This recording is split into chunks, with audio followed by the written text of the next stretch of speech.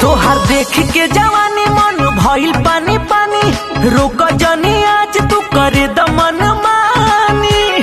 अरे आवा हो, अरे जाना तोहार देख के जवानी मन भइल पानी पानी, रोक जनी आज तू करे दमन मानी। एको दिन करेलो नया ढेर कदी हल साकर मोर कैला कमर पिया अरे चाकर खोल वाला कर ढेर कदी हल साकर भई कमर पिया चाकर बुझलो आओ।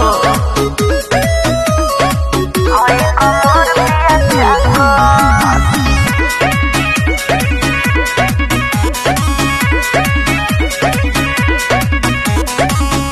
छोड़ेला बलम जीना तू एको दिना मजा मारे खातिर तोहके चाहेला रोजीना। जब बन जाला मूड हमर तगड़ा, धन करे लगे तू रागारा। आज उठी नए पिया जी साकर ढील क दिहल साकर मोर कैल कमर पिया चाकर हेलो हेलो ढील क दिहल साकर भई कमर पिया चाकर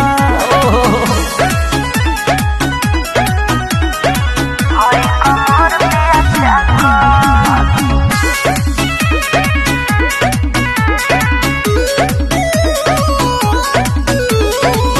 लसर फसर कई देला कुल सारा साड़ी, दिन भर में 3 बेर लड़ाई देला गाड़ी। तनी कर ये धन बड़ा दास हो, जनी कर जवानिया नास हो। अभिषेक राजा जाली बड़ा तापो ढील क दिहल साकर मोर कैल कमर पिया चाकर ढील क दिहल साकर भई कमर पिया चाकर।